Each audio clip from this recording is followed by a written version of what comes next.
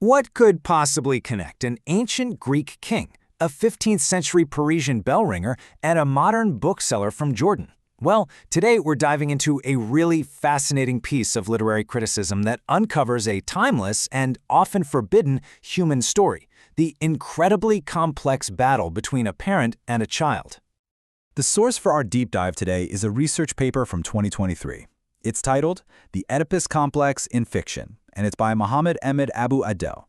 And for those of you who want to look it up, it was published in Volume 8 of the journal Environment and Social Psychology. So here's how we're going to break this down. First, we'll talk about the research itself and why it's so important. Then, we'll get into the psychoanalytic lens it uses. After that, we'll explore the incredible connections between the books. And finally, we'll wrap up with the study's key findings and recommendations. All right, so what's this research really all about, and why does it matter? Well, at its core, the paper is setting out to explore a really powerful and honestly a pretty surprising literary connection. It draws a direct line between three works that, on the surface, seem worlds apart. You've got a contemporary Arabic novel, a cornerstone of French literature, and the ancient Greek tragedy that literally gave us the Oedipus complex. So what do they all have in common? A deep, universal, and often very painful exploration of the struggle between parents and their children. And this is where the paper's contribution really shines. It's filling a huge research gap by taking this timeless issue of foundlings, illegitimate children, and looking at it through a fresh psychological lens.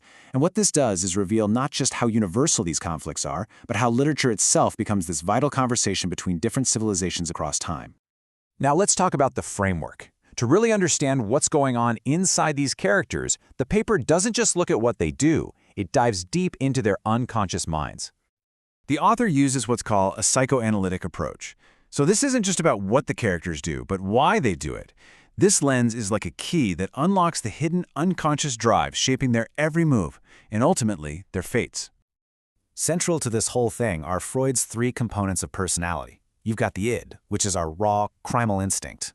Then there's the superego, our internalized moral compass. And stuck in the middle is the ego, the referee trying to balance the two.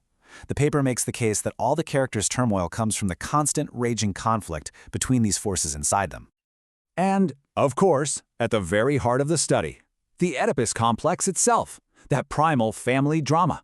The paper uses this very concept to dig into the explosive emotions brewing just beneath the surface of its characters. Okay, so now we get to the core of the comparison, and the connection here is a truly tragic one. The link between these vastly different novels is this shared figure of the foundling, the child who is abandoned and rejected by society. This quote from the character Lila, wow. It just cuts right to the bone, doesn't it? It's not just about a name, it's about an entire identity that's been forged from shame. It perfectly captures the psychological agony of being defined by a prohibited orgasm, a sin that was never even her own. The analysis just lays out these stunning parallels. It doesn't matter if it's Quasimodo abandoned at Notre Dame in the 15th century or Lila left at a mosque in modern Jordan, the pattern is eerily the same. Both of them find this twisted sense of home in the very institutions that mark them as outsiders. Both are alienated, mistreated by their father figures, and they both harbor this deep, burning resentment for the parents who are the source of all their pain.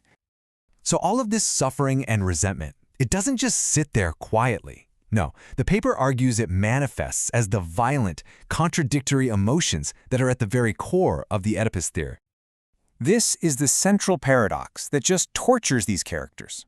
On one hand, there's this profound, desperate craving for a father's love and protection.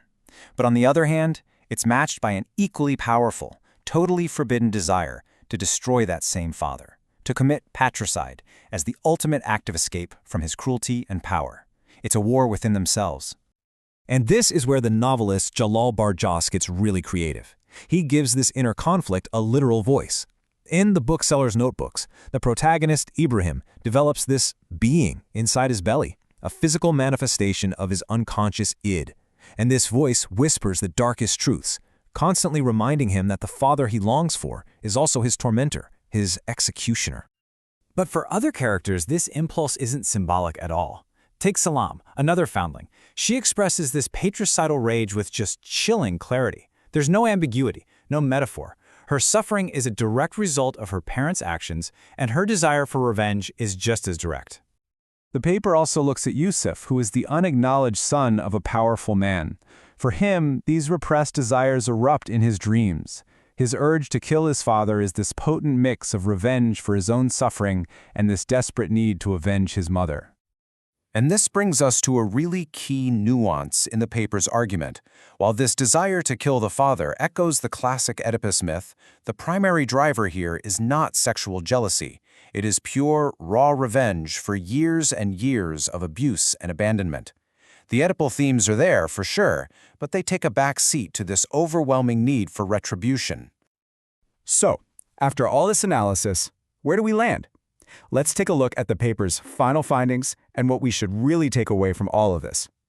The paper's findings are pretty clear and compelling. First, human emotional struggles are truly universal. The pain of a foundling in ancient Greece still echoes in modern Jordan. Second, intertextuality is so much more than a literary trick. It's a powerful tool for artists to explore these deep psychological states. And finally, novelists can find these incredibly inventive ways, like a voice in the belly, to give a physical form to the formless, hidden world of the unconscious. So what's the ultimate point? Well, the paper ends with a really powerful recommendation. It calls for more of these kinds of comparative studies, making the case that by seeing our own shared struggles reflected in each other's stories, we can build these crucial bridges of understanding. Literature, from this perspective, is a powerful tool for empathy and for peaceful coexistence. And just a quick important note for all the academics and researchers who might be watching. We want to really emphasize that the full paper is a valuable resource. It's published in a Scopus indexed journal, and we've provided a download link and a full APA-style citation for you to use and build upon in your own work. We'll leave you with a final thought to mull over. The figures of Quasimodo, Oedipus, and Lila, they are more than just characters on a page. They are powerful archetypes of abandonment. So the question is, how can their stories, stretching across millennia, inform our compassion and maybe even our policies for the displaced and dispossessed people in our own time?